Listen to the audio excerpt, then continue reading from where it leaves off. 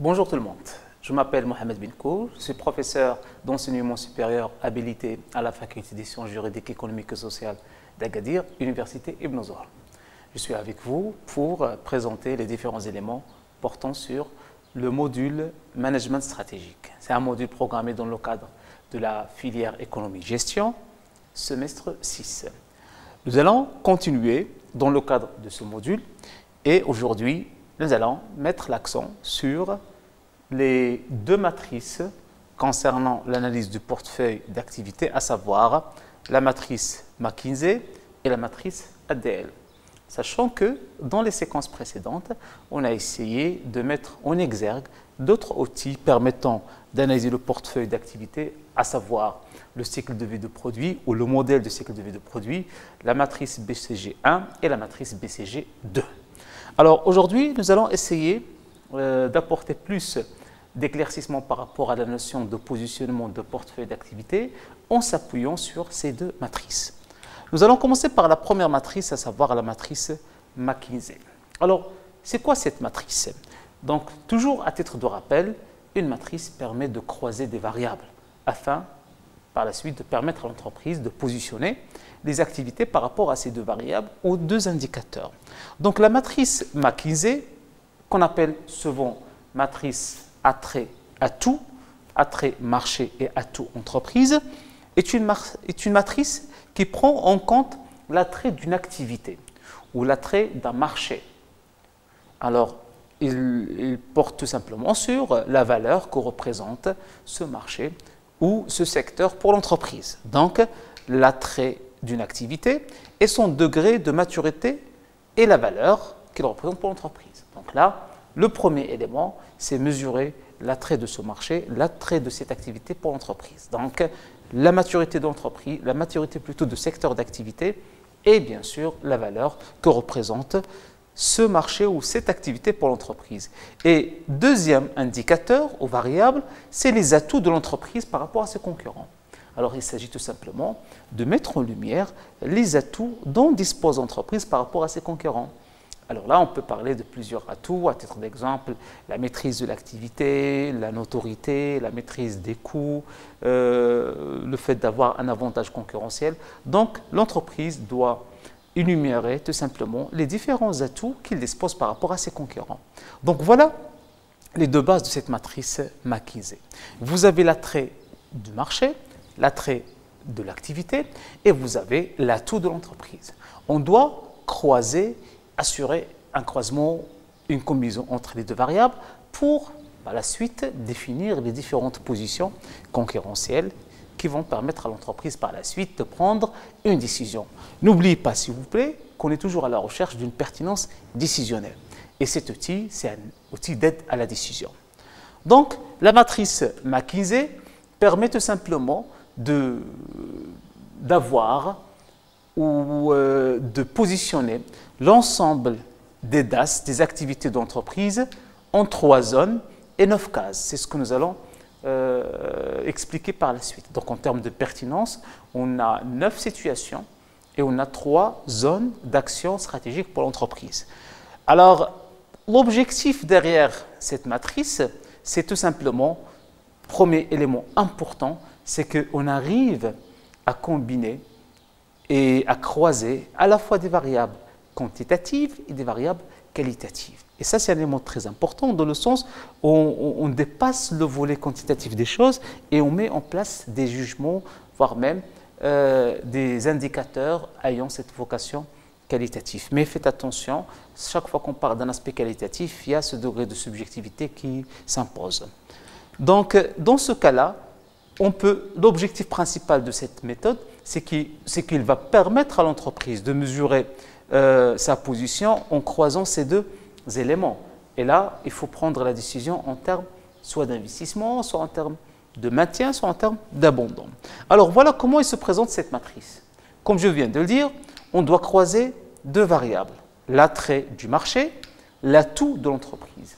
L'attrait du marché, ça peut être soit fort, soit moyen, soit faible. Les attraits peuvent être soit forts, soit moyens, soit faibles. Alors que l'atout de l'entreprise ou les atouts d'entreprise peuvent être soit aussi fort, moyen ou faible. Donc pour chaque indicateur, pour chaque variable, on peut mettre en évidence 3 situations. Fort, moyen, faible. Donc 3 jugements, 3 évaluations pour les 2 variables. Automatiquement, nous allons avoir 9 situations, 9 cases stratégiques. Voilà une première case. Vous avez les atouts de l'entreprise sont forts et les attraits du marché sont forts. Alors dans ce cas-là, c'est une première position. Donc l'entreprise, l'objectif c'est quoi? C'est de positionner par la suite l'ensemble des DAS par rapport à cette carte, par rapport à cette matrice. Pourquoi? Parce que tout simplement, il doit poser une question, il doit prendre une décision par rapport aux différentes DAS en termes d'orientation stratégique à moyen et à long terme, en termes d'investissement, en termes d'abandon, mais aussi en termes de maintien. Donc, voilà, s'il vous plaît, les différentes positions, les différentes cases en termes, bien sûr, de position stratégique. Donc, comme je l'ai dit, on a 9 cases. Donc, voilà une première, deuxième, troisième, et ainsi de suite. Mais en termes de zones, on a 3 zones. Voilà la première zone. Donc, on parle de développement. Donc, les 3 situations suivantes. Voilà la deuxième zone, c'est lorsqu'on parle de sélectivité. Et voilà, dernière zone, lorsqu'on a abandon, soit un abandon sélectif ou abandon graduel et abondant selon bien sûr l'intérêt de l'activité d'entreprise. Donc, chaque fois qu'on croise l'attrait de l'activité ou de segment et les atouts de l'entreprise par rapport aux concurrents, on peut avoir ces 9 cases et ces 3 zones d'action, 3 zones d'orientation stratégique. Alors, nous allons voir la première situation. Regardez bien ici, on a cette position selon laquelle l'attrait de segment ou les attraits de segment sont importants, sont forts et les atouts de l'entreprise sont forts. Alors, dans ce cas-là, qu'est-ce qu'il doit faire l'entreprise?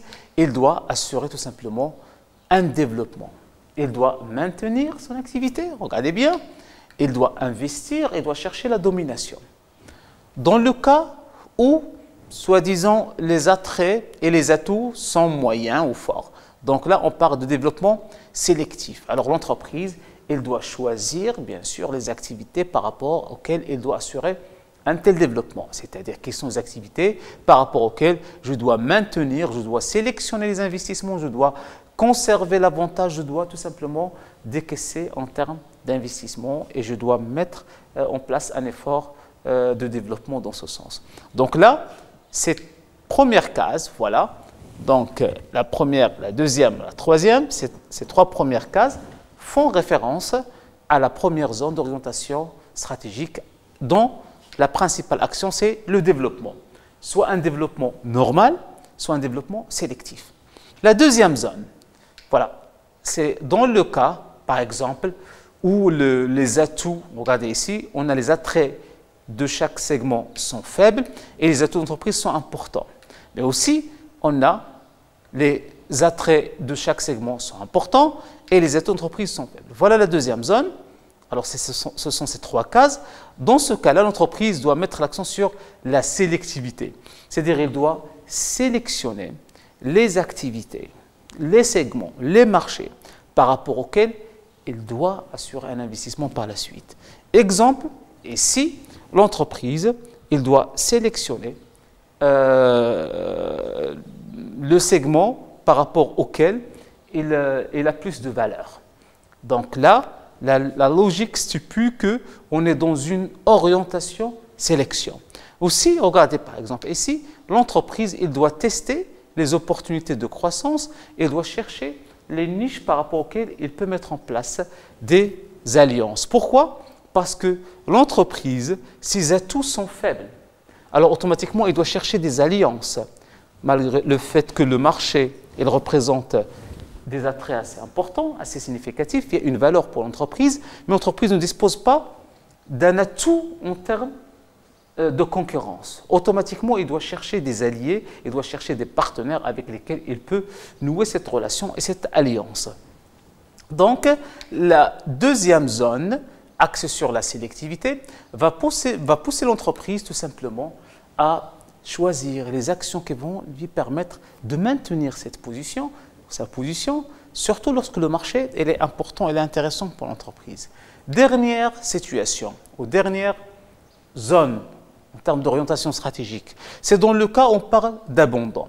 Alors, l'abondant, dans ce cas-là, par exemple, les attraits de marché sont faibles et les atouts d'entreprise sont faibles.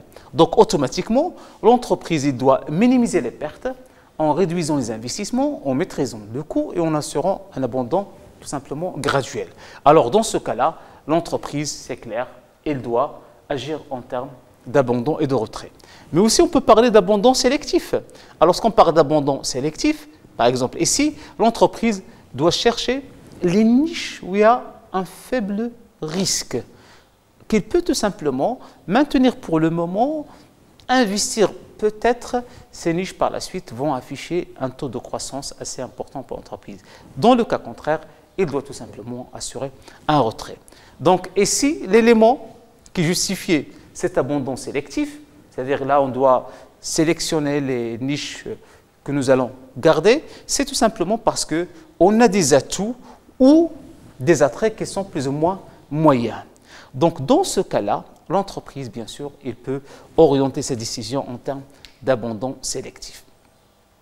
Alors en termes, voilà, ce tableau il résume en quelque sorte l'orientation stratégique selon la matrice McKinsey.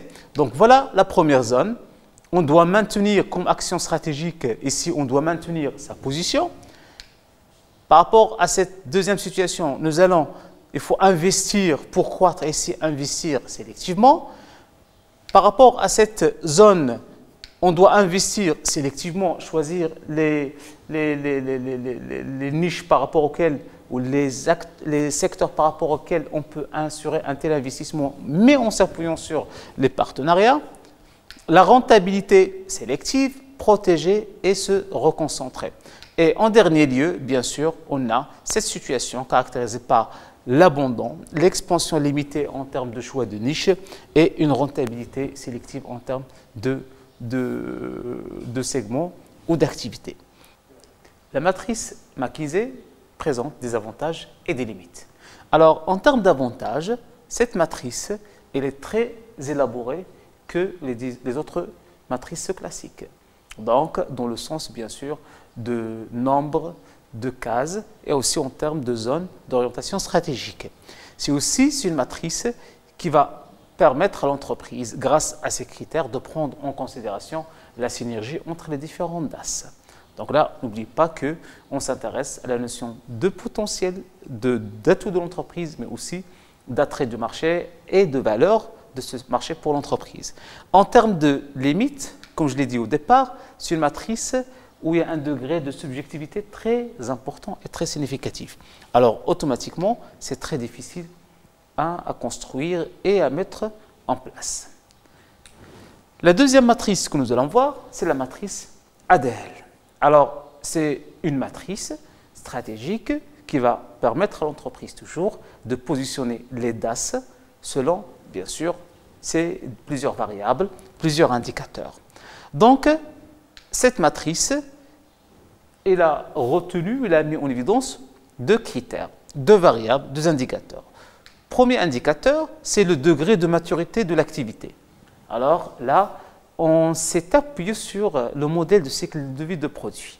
Donc, en termes de démarrage, croissance, maturité et déclin. Donc, le degré d'évolution de l'activité, degré d'évolution de segment, voire même degré d'évolution de produit.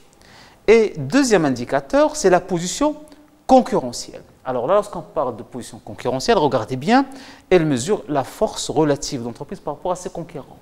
Donc là, on essaie toujours de positionner l'entreprise par rapport à ses concurrents. Donc voilà les deux critères utilisés par la matrice ADL. Rappelez-vous toujours de ce principe, une matrice croise deux variables, deux indicateurs, deux critères.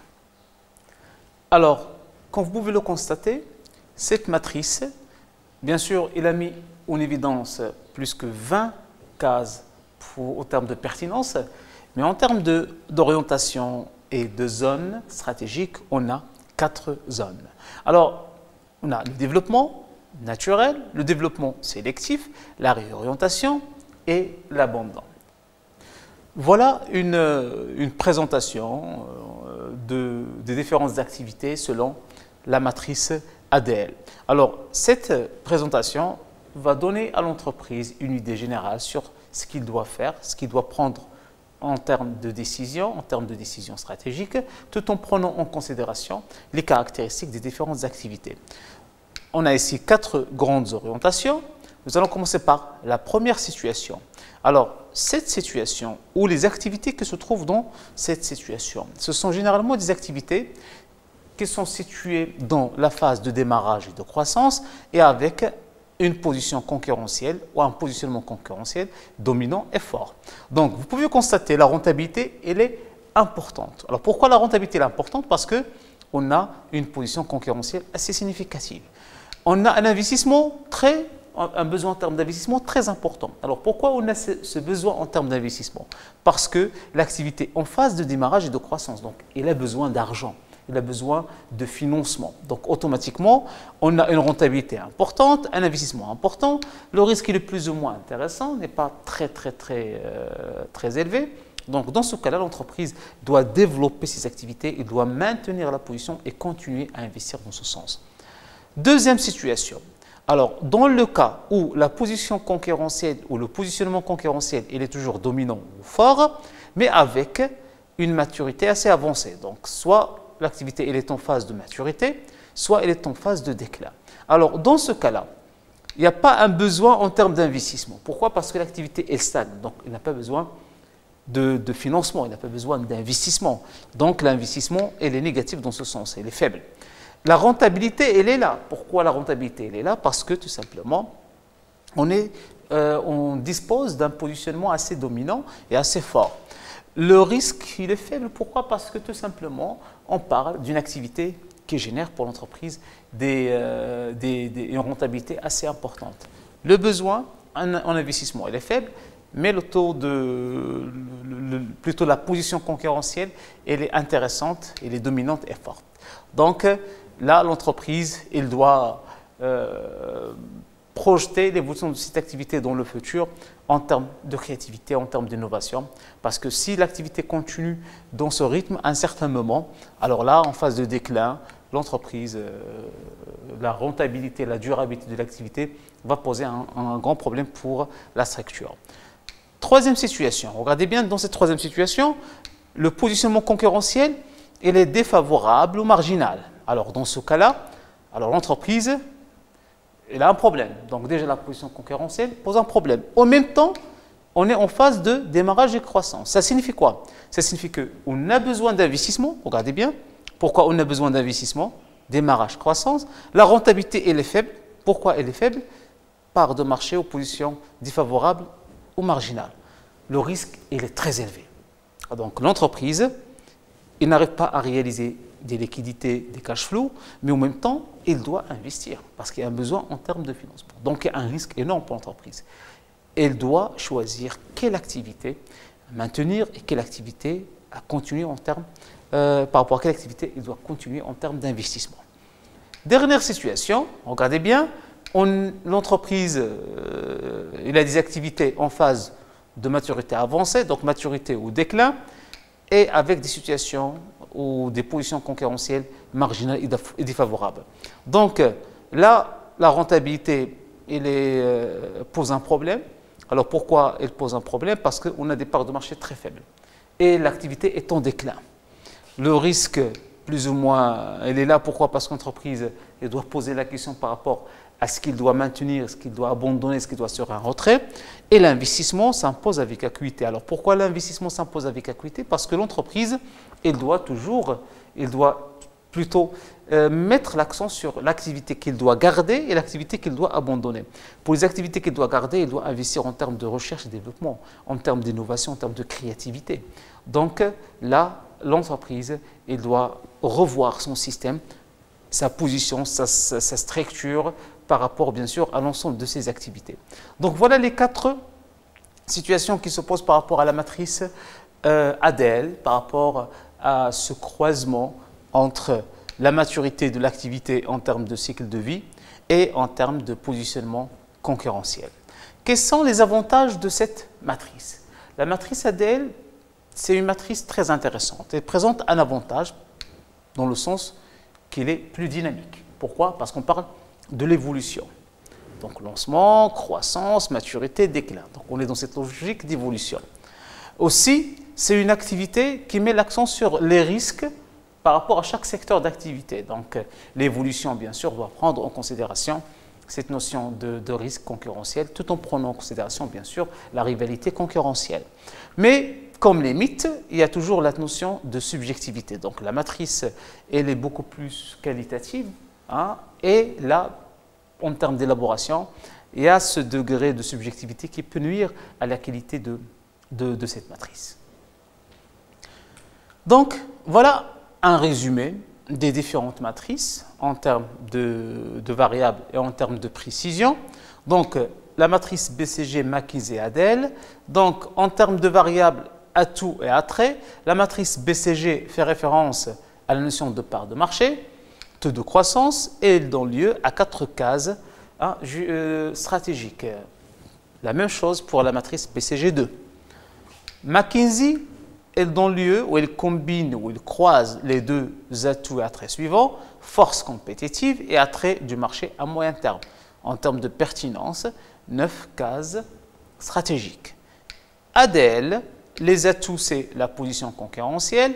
L'attrait, c'est la maturité du secteur ou du métier. En termes de précision, 20 cases ou 20 situations stratégiques. Donc, voilà, s'il vous plaît, les différents outils d'aide à la décision utilisés par les entreprises pour analyser, pour diagnostiquer son portefeuille d'activité. Les matrices stratégiques ou les matrices d'analyse du portefeuille d'activité d'entreprise représentent des avantages et des limites. En termes d'avantages, certes, elle apporte une vue synthétique de la situation d'entreprise parce qu'on essaie de positionner l'ensemble des domaines d'activité sur ces différentes matrices. Donc, en quelque sorte, ça permet à l'entreprise d'avoir une idée claire, une vue synthétique des choses.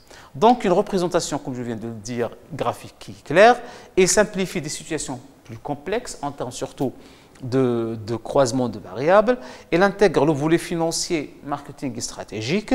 Il permet d'identifier les stratégies à mettre en place, les stratégies concurrentielles dans le sens d'orientation. Elle permet aussi d'aider en fait le stratège à prendre la décision.